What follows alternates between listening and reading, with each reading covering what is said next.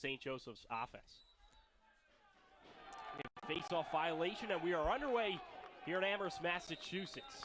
It'll be St. Joseph's ball as we start this one off. Jumped out of the way of it, unintentionally or not. And it's 1-0 UMass. O'Leary's 16th goal of the season. And that leads all Minutemen. We've got a ground ball. A couple sticks flying, and St. Joe's able to scoop up possession. Here's the big deep hole. They'll send it over to the near side. Over top, they score. How about that? St. Joe's answers right back. It's Carter Page over the top of Matt. No, we've got a 1-1 lacrosse game. It's just like that. You could blink and miss it. Carter Page with his 25th goal of the season to lead the team. And he just got one inside and let it rip. Just nothing Matt Note can really do there. But Beckett, when you see the back and forth action that we've seen so far, the intensity is high, it's palpable. You could feel it here at Garb. Oh, you certainly can. You know both these teams want to win like nobody's business. Only not as many games in a lacrosse season as you'd think, so you know they got to win every one they can. Here's Caleb Hammett, the face-off specialist for the Minutemen. He wins this one, scoops up the ground ball. Hammett named Atlantic 10's lacrosse preseason all-conference team. As UMass will get out the right players that they want. Knowing of the game of lacrosse as a coach can be, he stressed the importance of being tough in their matchups, but also in their scheme overall against this St. Joe's team. And I'd say so far that's going to plan. UMass up 2-1. If you're just joining us from break, Carter Castillo with that second goal. As UMass gets control of this one, trying to set up the offense with 5:15 left here in the first quarter. And a quick release from Eccleston. That's 18 goals for him now on the season. And that brings him to 22 points. 5 players on this Hawks team that is over 20 points. As we have a St. Joseph's, and here's the series history between these two teams. Massachusetts leads time meetings 5-0. And the last time these guys met was April 22nd, 2023. UMass lost 11-0. Number 8 for St. Joe's, Levi Anderson, with a game-winning goal late in the fourth quarter. We'll see if he can leave his fingerprints on this one. As St. Joe's gets control of the ground ball off the face-off, they'll go the other way. Here's Anderson, the aforementioned Anderson. To the far side now. You want the shot to be taken. Coach Canella told us we really want them to take more outside shots, and yet 2 goals so far within 5 feet. Here's Hammett right off the face-off. He gets checked. He'll peel back and flip it up top to Blaze New. That was Matt Bomer. He was the A10 Offensive Player of the Week with his 5-goal performance. High percentage shots was going to be something so important because Matt Note, well, he's going to save a lot of them. And the past couple shots that St. Joe's has taken, it's been real quality. They have been, and it's interesting because it seemed like they weren't getting those inside looks for the first.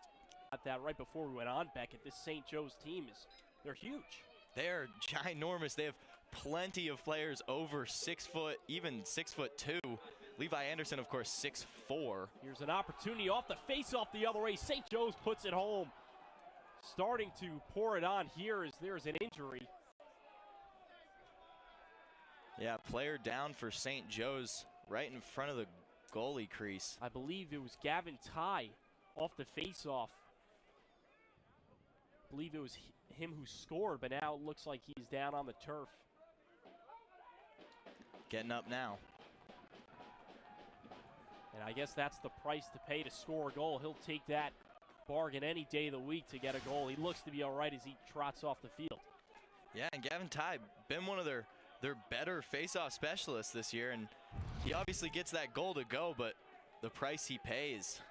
As for UMass, they really have to try to change up the scheme here, get an offensive possession and Canelo calls a timeout now, probably a good call for the Minutemen.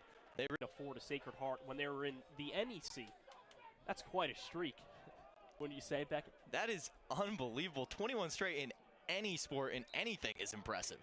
And so even if they won 21 straight face-offs, that'd be impressive. But 21 straight games in conference play is pretty immaculate. St. Joseph's with the edge in the face-off category today in this one. Nationally, at the moment, they ranked 50th with a 46% win rate. Certainly seems like a little bit more in this one in St. Joe's' favor. No doubt, especially in this second quarter where they've been pouring it on. What did Coach Cannella tell us about the Kansas City Chiefs and how that equates to St. Joe's, the game plan? Well, it's a funny story. He said, you know, you don't want to give Patrick Mahomes and the Kansas City Chiefs the ball, and that's about how it feels with this scoring offense with Bomer and Page and Anderson. That certainly has done it so far. UMass down 3 goals in this one, and a face-off loss here from the Minutemen gets St. Joe's going the other way.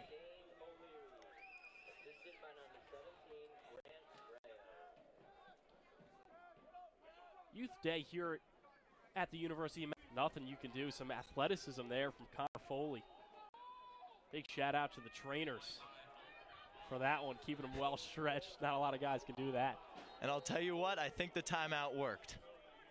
Certainly. And when you call a timeout like that, Beckett, not enough time. St. Joe's, you see it there, one of those teams that can really beat you man on man. Jason does so, gets his first goal of the game.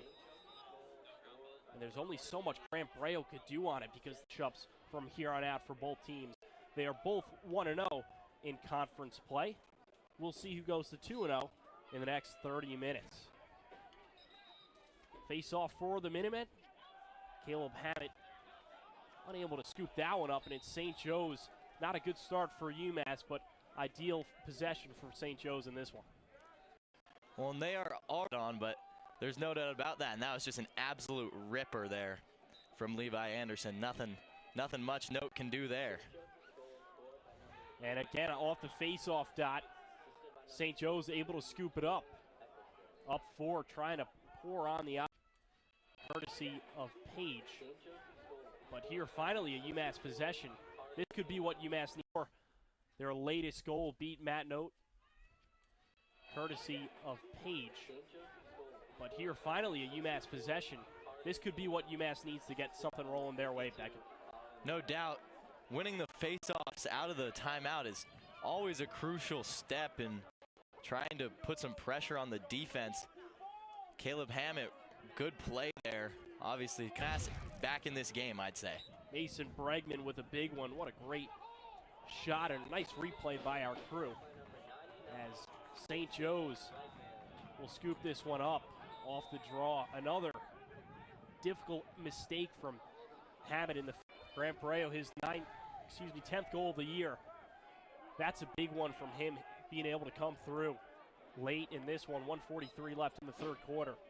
And you have to imagine that the movement and the passing that Mike Tobin was doing right before that had to set up that goal. Yeah, because if you just looked at St. Joe's defense, they started favoring Tobin a little bit on that. That freed up Braille. And able to secure that one and deposit this ball for the majority of these last 8 minutes here. Excuse me, that was Colin Reich able to bury that one. You saw the reaction from one of the St. Joe's players. Emphatic reaction, very enthused as UMass loses this face-off. Hammett will trot off, and it's St. Joe's yet again. This UMass team certainly has some life in them. Down just 3 now, like you said, with that 2-goal swing. And it brings the play to the face-off, and it's scooped up by Hammett. A big win for him. Nice check there from the Hawks. Timeout called, I believe, before the turnover.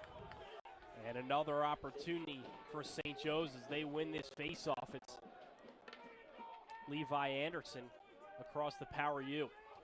Now this is really where it gets desperate for UMass. Well, Coach Cannella told us earlier in the week, he said this is a St. Joe's team that can really outwill you.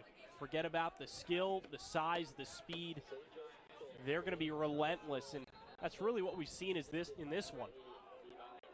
As a push in the back is called by UMass. No, and you're exactly right. They've had the will in this game, no doubt about it. As you can see, Note getting out of the goal there.